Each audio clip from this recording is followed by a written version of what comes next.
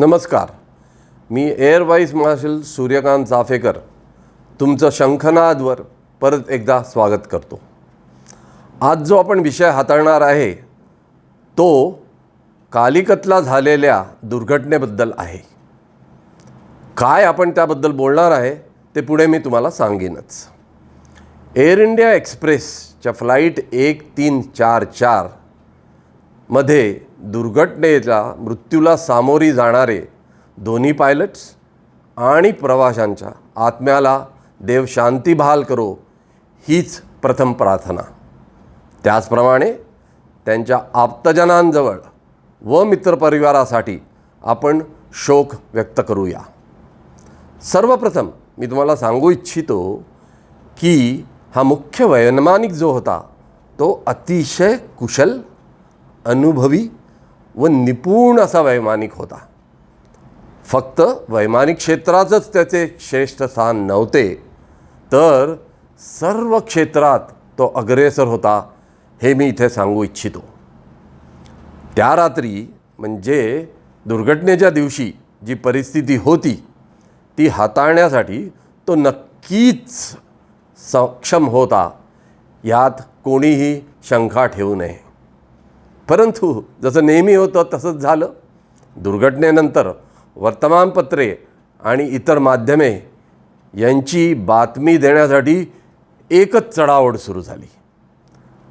खरे काय खोटे काय याचे भान न ठेवता बातम्या बाहेर येऊ लागल्या. लोकांच्या कल्पनांना तर जणू पंखच फुटले. विषयातील तज्ज्ञ तर बोलत होतेच, पण ज्यांना विषयाबद्दल अजिबात ज्ञान नाही असेही लोक बोलत होते. त्यांचा प्रयास तरी काय होता या माध्यमांचा ते सर्वांनाच ठाऊकच आहे. लोकांची खळबळजनक बातम्यांची भूक भागवणे व त्यासाठी खोट्या नाट्या काल्पनिक बातम्याची मेजवानी त्यांच्यासमोर ठेवणे हाच एक त्यांचा उद्देश होता असं मला वाटतं. राहुल गांधी जेव्हा पूर्व लडाखमध्ये चीनबरोबर चकमक होत होती तेव्हा सरकारला सारखा सांगत होता की आम्हाला तुम्ही इत्तंभूत रोजच्या रोज बातम्या द्या. तेव्हा अनेक लोकांनी त्याच्यावर आक्षेप घेतला. पण या दुर्घटनेनंतर सामान्यातल्या सामान्य लोक काय झाले, कसे झाले आणि का झाले याची उत्तरे आणि ती पण ताबडतोब मागायला लागली. या बातम्या त्याही लोकांना हवा होत्या ज्यांचा विमानांबरोबर संबंध काडीचाही नव्हता. माहितीसाठी उत्सुक अशा लोकांना माहिती पुरवण्याच्या या चढाओढीत चूक, अत्यंत काल्पनिक अशी माहिती या लोकांद्वारे पुरवल्या जात होती. कुठल्याही विमानाची दुर्घटना घडली तर वायुसेनेत कोर्ट ऑफ इन्क्वायरी होते आणि चौकशी समिती नेमल्या जाते. पण नागरी विमानसेवेत एअर ॲक्सिडेंट इन्व्हेस्टिगेशन ब्युरो नावाची एक संस्था आहे, त्यांना ही चौकशी सोपल्या जाते. अहवाल प्रसिद्ध होईस्तोवर आपण सर्व लोकांनी शांतपणे बसून का, कसे, काय याच्यावर चर्चा न केली तर किती बरं होईल हे आज मी तुम्हाला सांगू इच्छितो. प्रमुख कारणे काय ते या दुर्घटनेच्या आधारे सांगण्याचा प्रयत्न मी आज करणार आहे. साधारण काय होतं की विमान दुर्घटना झाली की त्यासाठी बरीच कारणीभूत असतात. वैमानिक दोषास पात्र आहे की नाही याचा अंदाज अनुमान लावणे लागलीच शक्यच नसते. आणि जर असा हा अंदाज लावला आणि दोषपात्र आपण वैमानिकाला धरू लागलो तर त्याचे मनोधैर्य अगदी खचून जाते आणि त्याच्या मनोबलावरही परिणाम होतो आणि जणू सर्वच वैमानिकांना मनोधैर्य सारखे झाले असे वाटते. हे आपण लक्षात ठेवणे अत्यंत आवश्यक आहे. त्यामुळे चर्चेला सुरुवात करणे हे चुकीचे आहे असे मला वाटते. या विषयात चर्चा करताना तर काही शूरवीर आपल्या मताप्रमाणे काहीही बोलत होते. जसे की वैमानिकांनी 2-3 घिरट्या पहिले मारल्या, सगळं इंधन संपवलं आणि मग विमानाची चाके वर करून बेली लँडिंग केली, हे सुद्धा सांगायला बरेच धजले. याचं मला अतिशय आश्चर्य वाटतं. मग तुम्ही म्हणाल, जर मी तुम्हाला सांगतोय की AIBच्या रिपोर्टसाठी थांबा, तर मग मी हे तुम्हाला आत्ता का सांगतोय आणि काय सांगतोय? मी तुम्हाला इथे स्पष्ट करू इच्छितो की मी जे आज बोलणार आहे ते सर्वसामान्य विमानाच्या दुर्घटनेत काय काय कारणीभूत होऊ शकते हे सांगणं माझं आज काम आहे. आणि ते या दुर्घटनेच्या संदर्भाद्वारे मी तुम्हाला नमूद करणार आहे, एवढंच. बरं, दुसरी गोष्ट, मी या गोष्टीवर बोलू शकतो असं मला का वाटतं? मी वायुसेनेचा एक अनुभवी वैमानिक आहे आणि मी ट्रान्सपोर्ट पायलट आहे. त्यामुळे हे विमानसुद्धा ट्रान्सपोर्ट विमान असल्यामुळे मला जी माहिती आहे त्या आधारे मी मराठी प्रेक्षकांना सांगू इच्छितो की काय झाले असेल, शक्यता काय आहे. AIBचा रिपोर्ट आल्यावर आपल्याला नक्की कळेलच.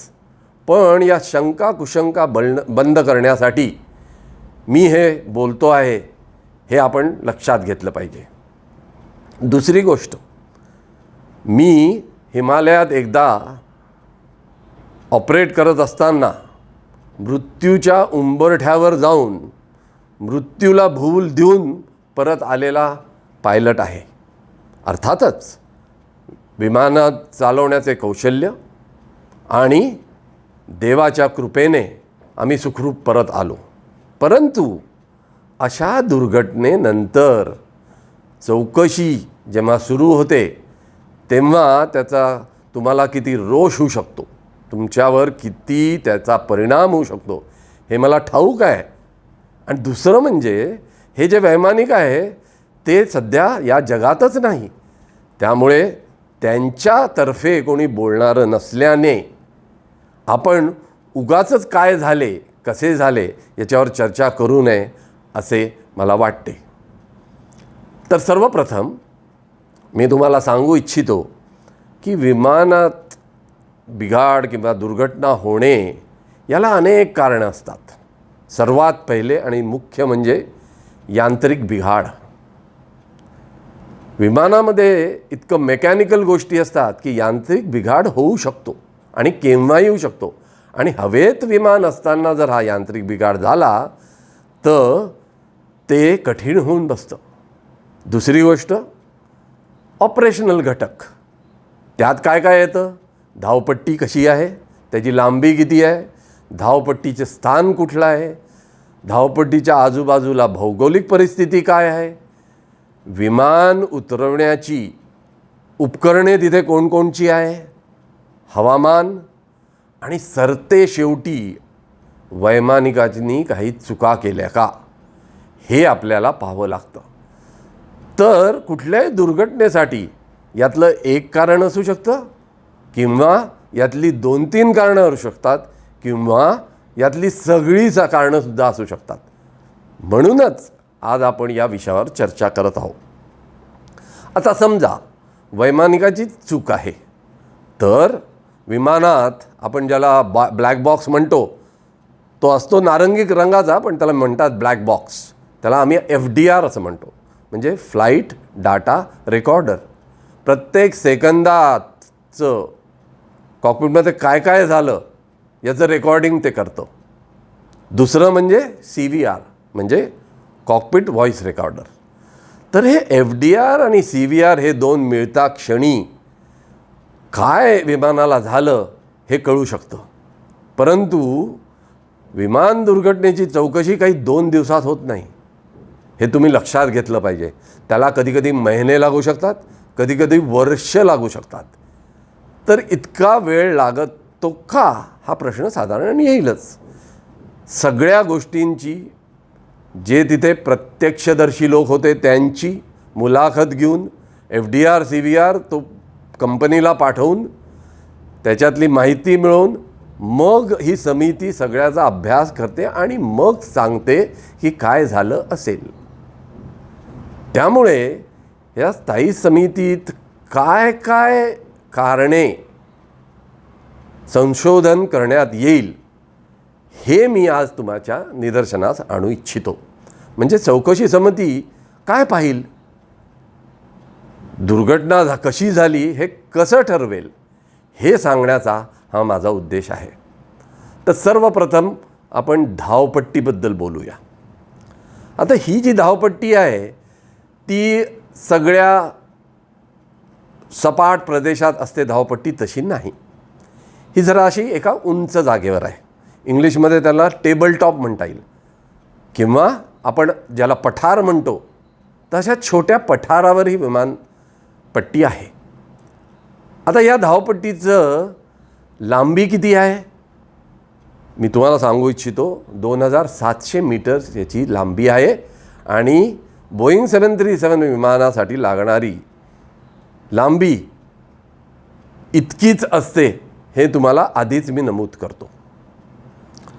दुसरं, धावपट्टीत बऱ्याच गोष्टी असतात. पहिलं मी तुम्हाला धावपट्टीवर कशा बांधल्या जातात हे थोडक्यात अगदी सांगतो म्हणजे तुमच्या लक्षात येईल. साधारण विमान जेव्हा आम्ही धावपट्टीवर उतरवतो तेव्हा हवेच्या विरुद्ध दिशेला, वाराच्या विरुद्ध दिशेला विमान आम्ही उतरवतो. कारण विमान उतरवताना हा वारा त्याला अवरोध करतो आणि त्यामुळे विमान थांबायला मदत होते. तर या धावपट्टीवर 280 या दिशेला विमान उतरवू शकतात किंवा त्याच्या अगदी विरुद्ध म्हणजे 100 या दिशेला विमान उतरू शकतात. 280 म्हणजे असं की पूर्वेकडून पश्चिमेकडे आपण जात असतो आणि 100 जर आपण उतरवत असू तर ते पश्चिमेकडून पूर्वेकडे आपण जात असतो. तर साधारण या धावपट्टीवर 280 ही धावपट्टी उपलब्ध असते कारण वारं तसंच असतं साधारण. त्यामुळे सगळी विमानं 28 या धावपट्टीवर उतरतात. त्यामुळे त्या धावपट्टीवर जवळजवळ सुरुवातीपासून तर 3000 फुटापर्यंत म्हणानं बरंच रबर डिपॉझिट टायर घासल्यामुळे असतात. त्याचं काय इफेक्ट असतो ते आपण नंतर बघूच. दुसरं असं की या ज्या पठारावर धावपट्ट्या असतात त्यांच्यात विमान चालवण्यात काय काय डिफिकल्टी असते हे सांगणं महत्त्वाचं आहे.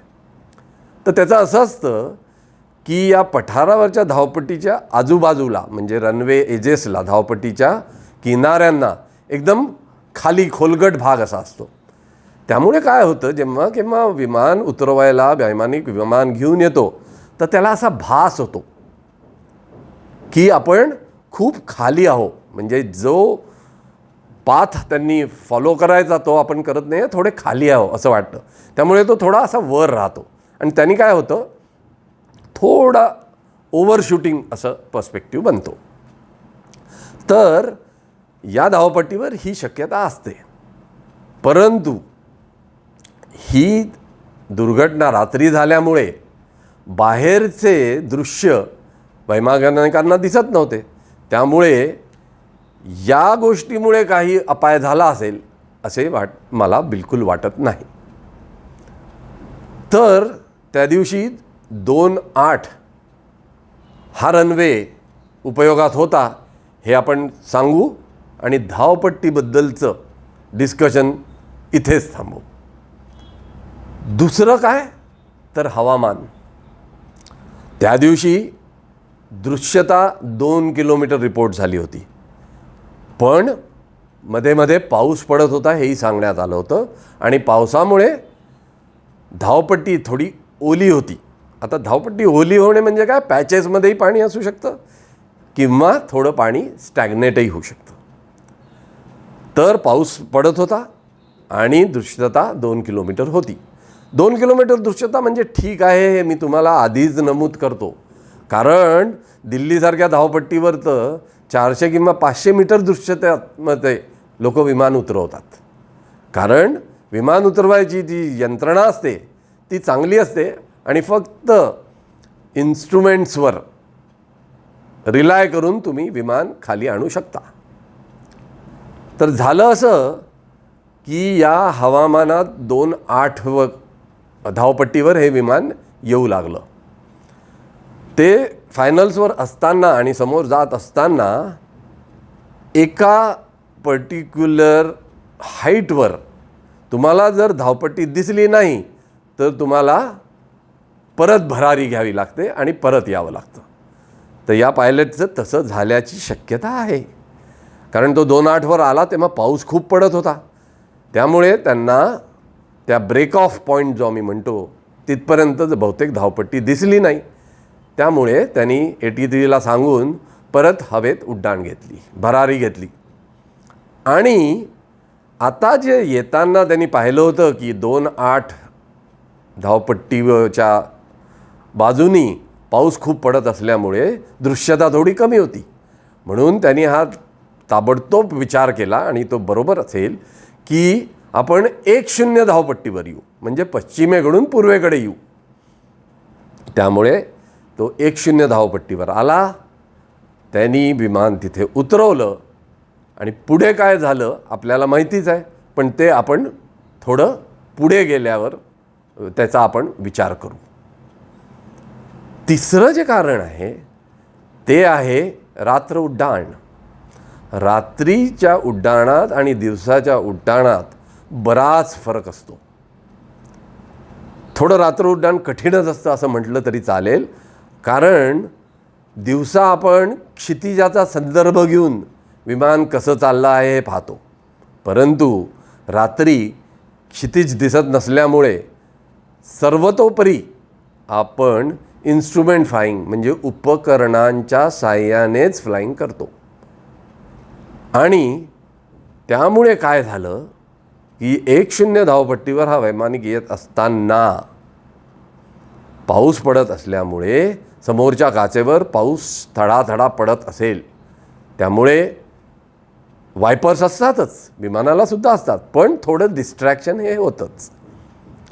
त्यानंतर 1-0 धावपट्टीवर जो येत होता, तर मी तुम्हाला पहिलेच सांगितलं की 2:08 धावपट्टीवर तो येत होता, कारण हवेच्या विरुद्ध दिशेला म्हणजे हवेत विमान उतरवणे सोयीस्कर असतं, कारण त्याचा अवरोध होतो.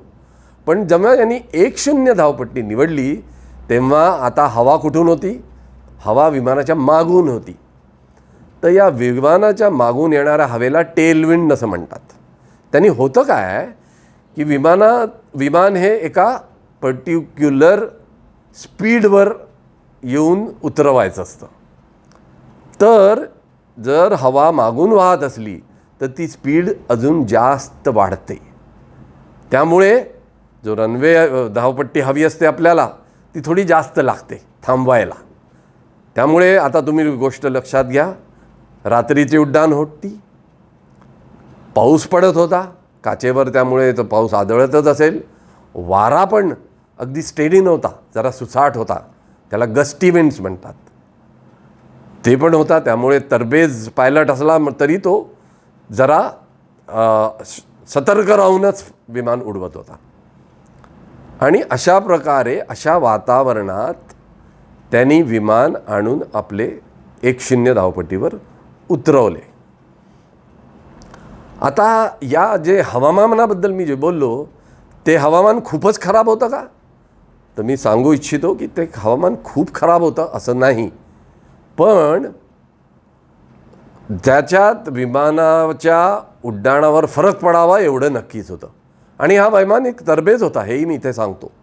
त्यामुळे हेच कारण असेल असंही नाही.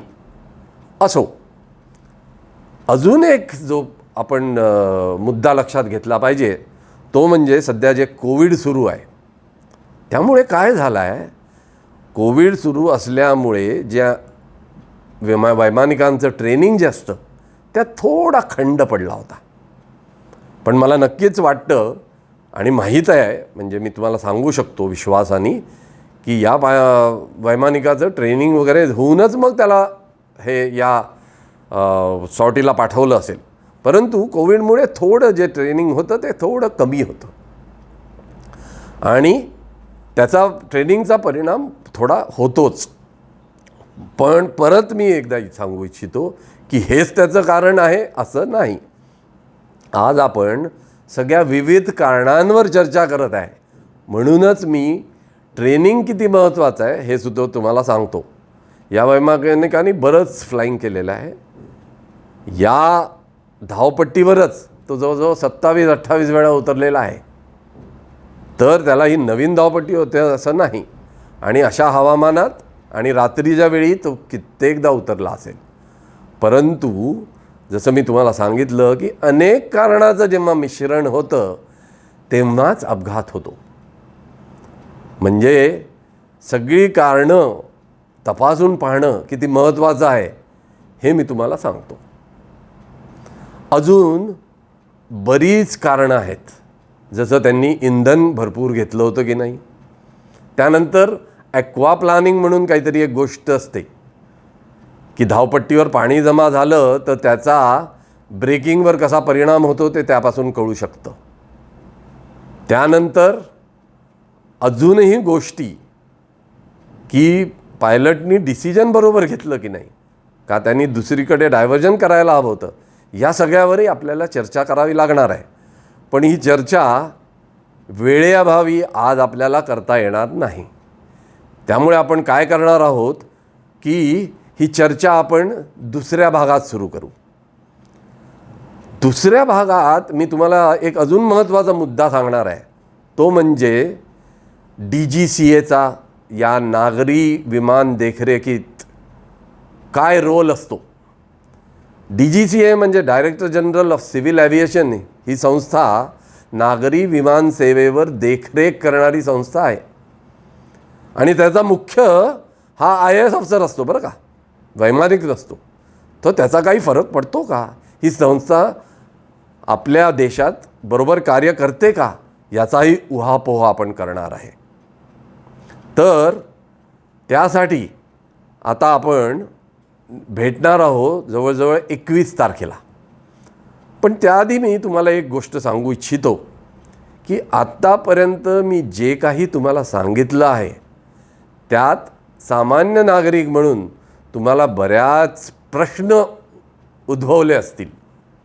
तर असे जर काही प्रश्न असतील, तुम्हाला काही शंका असतील, तर तुम्ही बिनदिक्कत मला त्या विचारू शकता आणि त्या शंकांचे, त्या प्रश्नांचं उत्तर मी पुढच्या भागात देण्याचा पूर्ण प्रयत्न करीन. शेवटी काय, आपल्याला एकमेकांशी वार्तालापच करायचा आहे. हा वन वे ट्रॅफिक नाही आहे. त्यामुळे आपण हाही प्रयोग करून पाहूया.